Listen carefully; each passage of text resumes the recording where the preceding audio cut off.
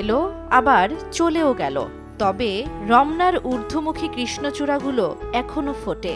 বাঙালির জাতিসত্তার জাগরণে বর্ণমালার জন্য এই ফাগুনেই যারা প্রাণ দিয়েছিলেন তাদের জন্যই সেই বর্ণে রচিত হয় রক্তে লেখা ২১-এর কত শত কবিতা। মোদের গরব মোদের আশা, আমরি বাংলা ভাষা, মাগো তোমার কোলে তোমার বলে, কতই শান্তি ভালোবাসা, আমরি বাংলা ভাষা।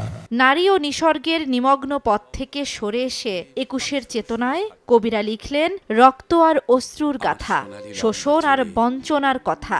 কবিতাই হয়ে উঠল তাদের সংগ্রামের অন্যতম হাতিয়ার। আমি আজ কিছুই করব না, শুধু চেয়ে চেয়ে দেখব এক অপলক দৃষ্টিতে সম্রাজ্ঞীর মতন তোমাকে। কবি মাহবুবুল আলম চৌধুরী প্রথম লিখলেন, কাঁদতে আসিনি, ফাঁসির দাবি নিয়ে এসেছি। প্রকাশের পরপরই মুসলিম লীগ সরকার নিষিদ্ধ ঘোষণা করে অমর এই কবিতা।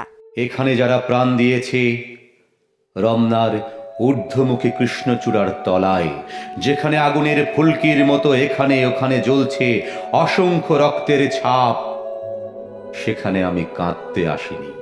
২১-এর মহান শহীদদের স্মৃতিতে গড়ে তোলা শহীদ মিনার পাকিস্তানি শাসক গোষ্ঠী গুঁড়িয়ে দিলেও বাঙালির হৃদয় জুড়ে গড়ে ওঠা মিনার যে ভাঙা যাবে না সে কথাই দৃঢ়তার সঙ্গে উচ্চারিত হয়েছে আলাউদ্দিন আল আজাদের স্মৃতিস্তম্ভে। ইটের মিনার ভেঙেছে ভাঙুক, ভয় কি বন্ধু, দেখো একবার আমরা জাগরি ৪ কোটি পরিবার।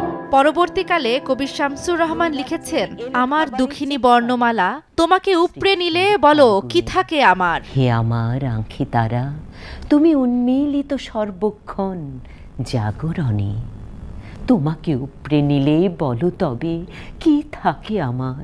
মাতৃভাষার জন্য আবেগময় আকুলতা, শহীদদের জন্য গভীর বেদনা আর হিংস্র শাসকদের বিরুদ্ধে ক্রোধের আগুনে রচিত এক গুচ্ছ ২১-এর কবিতার প্রথম সংকলন করেন হাসান হাফিজুর রহমান, যেখানে স্থান হয়েছিল শামসুর রহমান, বোরহানউদ্দিন খান জাহাঙ্গীর, আব্দুল গনি হাজারি, সৈয়দ শামসুল হক সহ অনেক কবিদের।